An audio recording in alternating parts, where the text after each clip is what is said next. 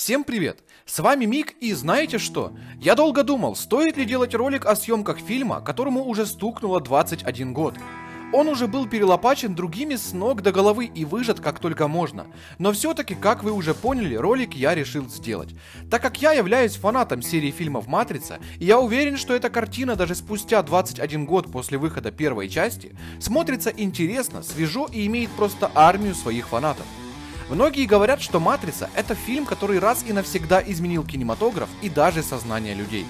Поэтому в этом видео я хочу вам рассказать о том, с чего все начиналось, как снималась картина и в принципе все, что я посчитал нужным и интересным, я добавил в это видео, включая ролики с процесса съемок, так что вам точно скучно не будет.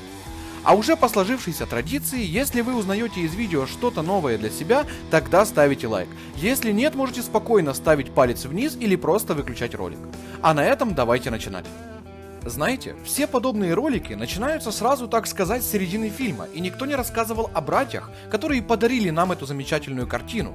Поэтому я, пожалуй, немного расскажу вам о тех, кто дал нам возможность наблюдать за избранным. Со слов матери братьев Вачовски, эти двое с детства тащились от кино.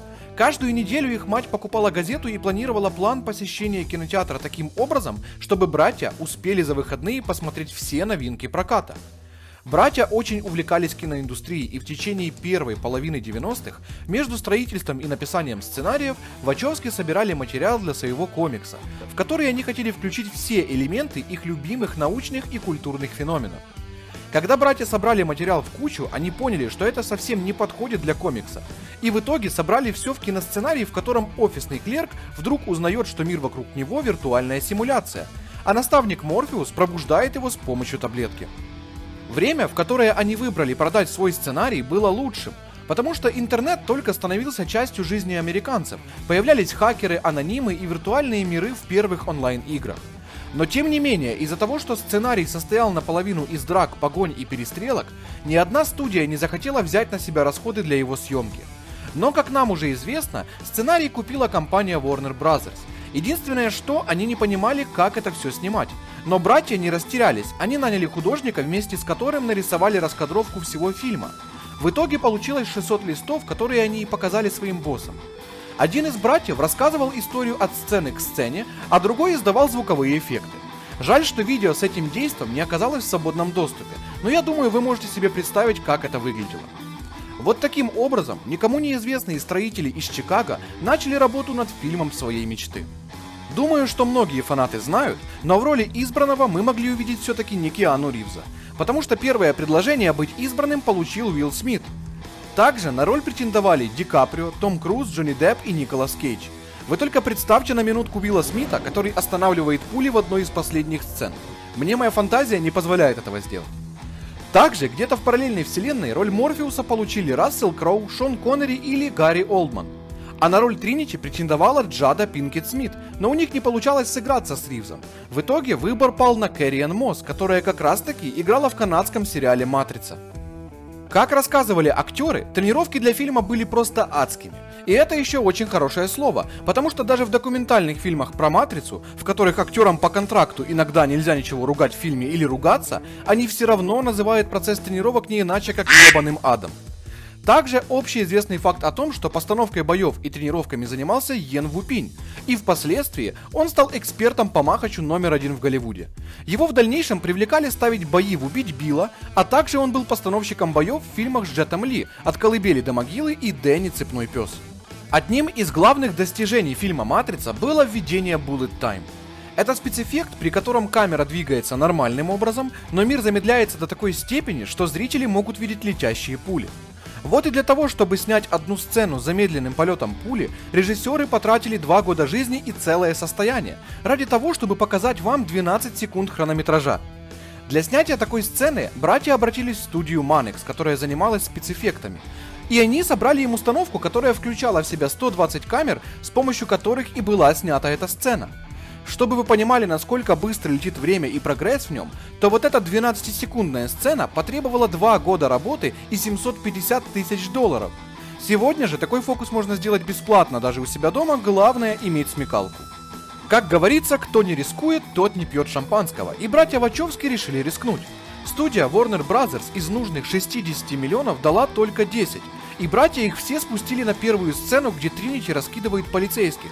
Так что фактически на протяжении нескольких месяцев съемки данной сцены никто из актеров не был уверен в том, что фильм будет снят целиком и будет в прокате. Но боссов данная сцена впечатлила, поэтому съемки успешно продолжились. Для того, чтобы сократить налоги на съемку фильма, их решили проводить в Австралии, что помогло сократить бюджет в 3 раза. А в Сиднее нашелся клуб Садомаза The Hellfire, где был отснят эпизод знакомства Нео с Тринити. Массовку для этой сцены набирали из обычных посетителей клуба, которых просто попросили прийти при полном параде. Все помнят момент, когда Нео сказали идти за белым кроликом. Как раз поэтому он и попал в клуб, где познакомился с Тринити. Так вот, когда Нео впервые приходит к Пифии, на экране телевизора можно заметить громадных кроликов, которые бегут через дорогу. Этот момент есть отсылкой к Алисе в стране чудес, а также авторы намекают нам на то, что Нео на правильном пути. В начале фильма вы могли заметить, что Нео хранит все свои программы в книге, и называется она «Симулякры и симуляции». Эта книга попала в кадр не просто так. Это было домашним заданием актеров. Нужно было прочитать данный философский трактат, чтобы лучше понять свою роль и суть происходящего в картине. Также телефон Nokia 8110, которым Нео пользуется на протяжении всего фильма, впоследствии стал очень популярным.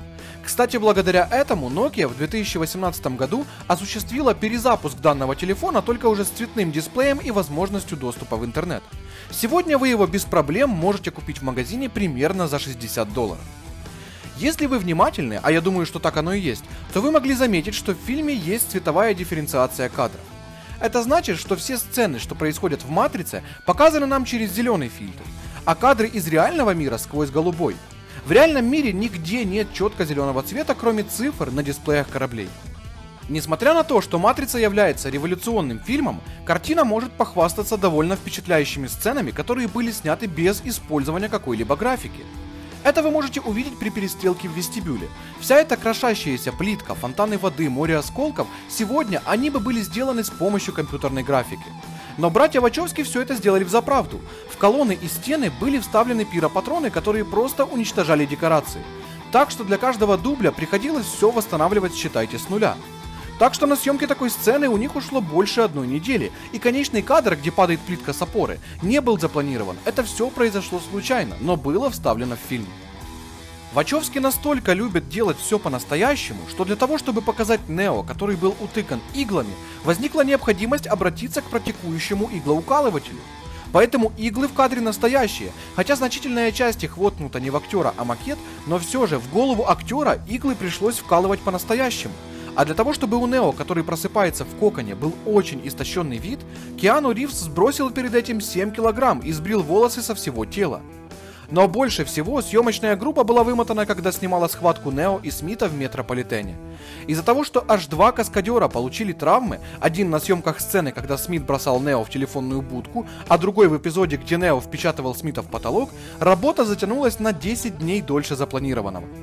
Также из-за съемок с вертолетом весь проект чуть не закрылся, потому что съемочная группа пролетела на вертолетах через закрытое для полетов пространство и нарушила сразу несколько законов, которые впоследствии были изменены, чтобы съемки продолжались. Не так давно появился еще один интересный и довольно невероятный факт, поэтому верить ему или нет решать вам. Художник-постановщик Саймон Уайтели в одном из своих интервью признался, что для изготовления матричной заставки он использовал отсканированные японские книги о еде и здоровой пище. Все те иероглифы, которые вы видите на экране, это рецепты суши и роллов, только сами символы перемешаны между собой и перевернуты. Ну а теперь можно сказать немного о Матрице 4, которая выйдет уж точно не раньше 2022 года. Поэтому новая Матрица — это скорее всего проба грунта, попытка узнать, или есть еще у данной истории франшизный потенциал. Вопрос сам по себе довольно сложный, потому что приличное количество сегодняшней аудитории не застало данный фильм в зрелом возрасте. Но если новая Матрица соберет в мировом прокате хорошие деньги, то я думаю, что у нас будет и сериал, и мультфильм, и даже довольно неплохая игра, потому что игровое подразделение у компании Warner Bros. Не маленькое. Поэтому все, что нам остается с вами делать, так это ждать и надеяться, что сестра Вачовски нас не подведет, и мы снова испытаем те чувства, которые получили при просмотре первой Матрицы. А на этом мы с вами подошли к концу. Вы могли заметить, что я не рассказывал о полностью всех интересных фактах, так как просто посчитал, что они малозначимы. Ну а если вы считаете, что они все-таки должны были быть в ролике, так напишите их в комментариях, вдруг кто-то напишет факт, который никто не знал. Если ролик вам понравился, не забывайте ставить лайки. Для вас это не сложно, а мне помогает определить, какой контент нравится лично вам, и уже на этой основе создавать последующие видео. К тому же, ваши лайки и комментарии помогают видео пробиваться на YouTube. Это очень важно. А на этом все. До скорого.